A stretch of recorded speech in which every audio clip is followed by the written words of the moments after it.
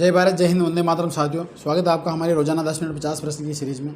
चलिए साथियों, स्टार्ट करते हैं बिना किसी तरह से आपका टाइम वेस्ट किए आज की अपनी क्लास। सभा का उल्लेख ऋग्वेद में कितनी बार किया गया है? तो सभा का उल्लेख हुआ दोस्तों 8 बार। फिर नेक्स्ट क्वेश्चन, सभा के सदस्य कहलाते थे, तो सभा के सदस्य होते थे वो कहलाते थे दोस्तों सुजान। फिर नेक्स्ट क्वेश्चन, निम्न में से कौन सी सामान्य लोगों की संस्था थी? सामान्य लोगों की जो है संस्था थी उसे हम समिति कहते हैं। फिर नेक्स्ट क्वेश्चन, ऋग्वेदिक काल में समाज व परिवार था, तो उस समय जो है दोस्तों पितृसत्तात्मक व्यवस्था थी।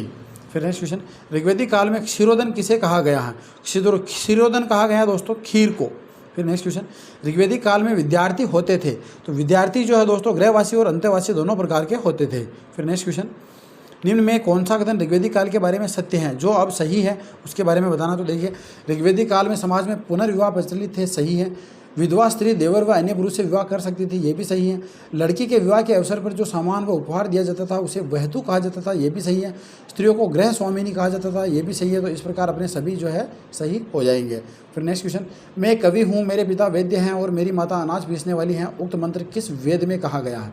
ये मंत्र कहा गया दोस्तों ऋग्वेद में। फिर नेक्स्ट क्वेश्चन, ऋग्वेदिक काल में निम्न में से कौन सी एक सामाजिक कुरीति का उल्लेख मिलता है? तो इस काल में जो दोस्तों दहेज प्रथा का उल्लेख मिलता है। ऋग्वेद में अनुलोम विवाह कहा जाता था। अनुलोम विवाह कहते थे दोस्तों उच्च वर्ण का लड़का और निम्न वर्ण की लड़की का जो विवाह होता था उसे। फिर नेक्स्ट क्वेश्चन, निम्न में से कौन सा कथन ऋग्वेदिक काल के बारे में सत्य है? अब जो सही है वो बताना है। तो ऋग्वेदिक काल में दास प्रथा का प्रचलन था, सही है। दासों का अब्रहान अर्थात वेदों को न मानने वाले कहा गया, ये भी सही है। यज्ञ न करने वाले को अयज्वन कहा गया, ये भी सही है। देवताओं में श्रद्धा न रखने वाले को अदेवयु कहा जाता है, ये भी सही है। तो सभी जो है अपने सही हो जाएंगे। निम्न में से किसे ऋतस्य गोपा कहा गया है? तो ऋतस्य गोपा कहा उस समय दोस्तों वरुण को। फिर नेक्स्ट क्वेश्चन, ऋग्वेद के एक मंत्र में किस देवता को त्र्यंबक कहा गया है? त्र्यंबक कहा गया दोस्तों रुद्र शिव को। नेक्स्ट क्वेश्चन, ऋग्वेद का कौन सा मंडल सोम देवता को समर्पित है? तो सोम को समर्पित है दोस्तों 9वां मंडल। नेक्स्ट क्वेश्चन, निम्न में से किस देवता को देवताओं का पिता का माना गया है? तो देवताओं का पिता जो है दोस्तों माना गया है धौंस को। फिर नेक्स्ट क्वेश्चन, ऋग्वेदिक काल में प्रातःकाल की देवी किसे माना जाता था? तो ऋग्वेदिक काल में प्रातःकाल की देवी जो है उषा को माना जाता था। नेक्स्ट क्वेश्चन, ऋग्वेद में वर्णित कृषि से संबंधित महत्वपूर्ण शब्दावली और प्राचीन व आधुनिक नाम के बारे में कौन सा कथन सत्य है? अब दो सूचियाँ दी गई है, प्राचीन नाम और आधुनिक नाम, इनको जो है अपने को मिलाना है। तो देखिए, उर्वरा कहते थे दोस्तों उस समय उपजाऊ भूमि को। खिल्य प्रतिभूमि थी। अवत कूप या कुआं। वृषभ या व्रक बेल को कहते थे। फिर नेक्स्ट क्वेश्चन, निम्न में से कौन सा कथन ऋग्वेदिक काल के बारे में सत्य है? अब जो सही है वो अपने को बताना है। ऋग्वेद में निस का उल्लेख मिलता है, सही है। कुछ इतिहासकार निस को मुद्रा कहते हैं, सही है। प्रजा राजा को अंश स्वेच्छा से देती थी जिसे बलि कहा जाता था, सही है। ऋग्वेद में ऋण देकर ब्याज लेने वाले लोगों को वेगनाट कहा जाता था, ये भी सही है। तो इस प्रकार सभी जो है अपने सही हो जाएंगे। फिर नेक्स्ट क्वेश्चन, निम्न में से कौन सा कथन सही है? देखिए, अब जो सही है वो अपने को बताना। तो जैमिनी ने 11 संस्कारों का विधान बताया, सही है। गौतम ने 40 संस्कार बताए हैं। संस्कारों का वर्णन गृहीय सूत्र तथा वृद्धारण्यकोपनिषद से प्राप्त होता है, सही है। संस्कार का सामान्य अर्थ शुद्धिकरण की प्रक्रिया से, ये भी सही है। तो सभी जो है अपने सही हो जाएंगे। शिशु के जन्म के बाद होने वाला पहला संस्कार है, तो शिशु का जो जन्म होता था उससे बाद सबसे पहला संस्कार होता था जातकर्म संस्कार। फिर नेक्स्ट क्वेश्चन, भारतीय संस्कृति में जनेऊ धारण का उत्तम दिन माना जाता है, तो उत्तम दिन जो है माना गया दोस्तों रक्षाबंधन को। फिर नेक्स्ट क्वेश्चन, निम्न में से किस संस्कार को चूड़ाकरण के नाम से भी जाना जाता है? तो चूड़ाकरण के नाम से दोस्तों मुंडन संस्कार जो है इसको जाना जाता है। निम्न में से कौन सा कथन उत्तर वैदिक काल के बारे में सत्य? जो उत्तर वैदिक काल के बारे में पूछा है इन्होंने, तो देखिए, जिस काल में ऋग्वेद के अलावा अन्य तीनों वेद व अन्य वैदिक साहित्य लिखा गया उसे उत्तर वैदिक काल कहते हैं, सही है। इसका समय 1000 ईस्वी पूर्व से 600 ईस्वी पूर्व माना गया है, ये भी सही है। उत्तर वैदिक काल में आर्यों की संस्कृति का केंद्र गंगा यमुना दोआब क्षेत्र हो गया, इसे मध्य देश कहा गया, ये भी सही है। उत्तर वैदिक काल में छोटे छोटे जन मिलकर जनपद बने, ये भी सही है। तो सभी जो है अपने सही हो जाएंगे। फिर नेक्स्ट क्वेश्चन, निम्न में से कौन सा कथन उत्तर वैदिक काल के बारे में सत्य है? तो उत्तर वैदिक काल के बारे में वापस जो है अपने को बताना है। तो देखिए, उत्तर वैदिक काल में विद्युत पूर्ण रूप से समाप्त हो गई, सही है। राजा के ऊपर सभा व समिति का नियंत्रण समाप्त हो गया, ये भी सही है। राजाधिराज, विराट, सम्राट, एकराट जैसी उपाधियां धारण करता था, ये भी सही है। इस काल में राज्याभिषेक की परंपरा आरंभ हुई, ये भी सही है। तो सभी जो है अपने सही हो जाएंगे। उत्तर वैदिक काल में राजाओं द्वारा संपन्न कराए यज्ञ कौन से हैं? तो उस समय राजाओं द्वारा जो यज्ञ होते थे उनमें थे दोस्तों वाजपेयी यज्ञ, राजसूय यज्ञ और अश्वमेध यज्ञ, सभी जो है होते थे। फिर नेक्स्ट क्वेश्चन, निम्न में से कौन सा कथन सत्य है? अब जो सही है वो अपने को बताना है। तो ऋग्वेदिक काल में आश्रम व्यवस्था नहीं थी, सही है। आश्रम व्यवस्था का प्रादुर्भाव उत्तर वैदिक काल में शुरू हुआ, सही है। आश्रम प्रणाली का सर्वप्रथम उल्लेख ऐत्रेय ब्राह्मण में मिलता है, ये भी सही है। और उत्तर वैदिक काल में परिवार पैतृक व संयुक्त होते थे, ये भी सही है। तो ऑप्शन नंबर डी जो है अपना सही हो जाएगा। उत्तर वैदिक काल में गृहस्थ के लिए कितने ऋणों से उऋण होना बताया गया है? तो उत्तर वैदिक काल में दोस्तों 3 ऋणों से जो है मुक्त होना बताया गया है। ऋग्वेद के मंडल व उसके रचयिता को कौन सा क्रम सही सुमेलित है? अब देखिए, एक तरफ दे रखा है मंडल और दूसरी तरफ जो है उसके रचयिता दे रखे हैं। तो देखिए, पंचम मंडल ऋषि अत्रि से संबंधित है, द्वितीय मंडल घृत समाज से संबंधित, तृतीय मंडल विश्वामित्र से और चतुर्थ मंडल वामदेव से संबंधित है। तो ऑप्शन नंबर जो है अपना 1 सही हो जाएगा। ऋग्वेद में कौन सा मंडल सबसे अंत में जोड़ा गया? सबसे अंत में जोड़े गए मंडल की बात करें तो वो था पहला और 10वां मंडल, अर्थात सी ऑप्शन सही हो जाएगा। ऋग्वेद का पहला मंडल किसे समर्पित है?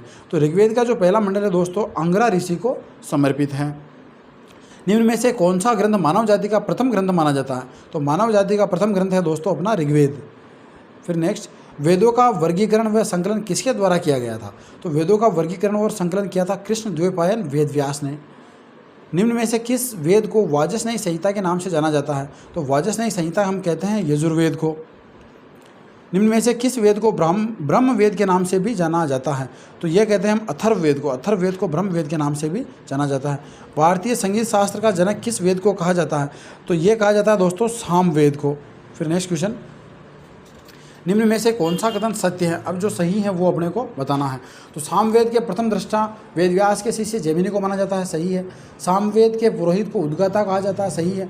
अथर्ववेद के मंत्रों का उच्चारण करने वाला ब्रह्मा कहलाता है, ये भी सही है। और साम का शाब्दिक अर्थ सामूहिक गान है, ये भी सही है। इस प्रकार सभी जो है अपने सही हो जाएंगे। कौन सा कथन असत्य है? अब वो बताना है जो गलत है। तो देखिए, ऋग्वेद के 3 मंडल में गायत्री मंत्र का उल्लेख किया गया है, सही बात है। पुरुष सूक्त को वैदिक काल का राष्ट्रीय गीत माना जाता है, ये भी सही है। यूनेस्को द्वारा ऋग्वेद की 30 पांडुलिपियों को विश्व विरासत सूची में शामिल किया गया, ये भी सही है। गायत्री मंत्र का सर्वप्रथम उल्लेख सामवेद में मिलता है, ये गलत है क्योंकि ऋग्वेद में जो इसका उल्लेख मिलता है। ऋग्वेद की कुल कितनी शाखाएं थी? तो ऋग्वेद की जो है दोस्तों 5 शाखाएं थी। निम्न में से कौन सा कथन सत्य है? अब जो सही है वो अपने को बताना है। ऋग्वेद के मंत्रों का पाठ करने वाला पुरोहित होता कहलाता था, सही है। पाणिनि के अपनी अष्टाध्यायी में ऋग्वेद की 21 शाखाएं बताई, ये भी सही है। गोत्र का सर्वप्रथम उल्लेख अथर्ववेद में मिलता है, ये भी सही है। ऋग्वेद को रुद्र नामक शब्द का आरंभिक स्रोत माना जाता है, ये भी सही है। तो सभी ऑप्शन जो है अपने सही हो जाएंगे। पुराणों की संख्या है, तो पुराणों की संख्या 18 है दोस्तों। वैष्णव धर्म में 5वां वेद किसे कहा जाता है? तो वैष्णव धर्म के अंदर जो है दोस्तों 5वां वेद कहा गया है पुराण को। फिर नेक्स्ट क्वेश्चन, निम्न को सुमेलित कीजिए। अब एक तरफ वेदांग और दूसरी तरफ जो है उनके उपनाम दिए गए हैं। तो देखिए, शिक्षा वेद की नासिका है, कल्प वेद के हाथ है, निरुक्त वेद के कान है और व्याकरण जो है वेद के मुख है। तो सभी ऑप्शन जो है अपने सही हो जाएंगे। निम्न में से कौन सा कथन असत्य है? जो गलत है वो बताना है। छंद शास्त्र व पिंगल मुनि ने छंद सूत्र शास्त्र नामक ग्रंथ लिखा, ठीक है। कठिन वैदिक शब्दों के संकलन निघंट की व्याख्या करने, वैदिक शब्दों के अर्थ, भाष्य व व्युत्पत्ति संबंधी विवेचन के लिए 5वीं शताब्दी में यास्क ने निरुक्त की रचना की, जो भाषा शास्त्र का प्रथम ग्रंथ व संस्कृत गद्य का सर्व प्राचीन ग्रंथ माना जाता है, ये भी सही है। व्याकरण की सबसे प्रमुख रचना 5वीं शताब्दी में पाणिनि द्वारा लिखी गई अष्टाध्यायी है, जिसमें 18 अध्याय और 3863 मंत्रों का उल्लेख है, ये भी सही है। शिक्षा नामक वेदांग की रचना पिंगल मुनि ने की, ये गलत हो जाएगा क्योंकि ये वामन ऋषि ने इसकी जो है रचना की थी। फिर नेक्स्ट क्वेश्चन, उपनिषदों की संख्या कितनी है? तो जैसा कि दोस्तों आप जानते हो उपनिषदों की संख्या है 108।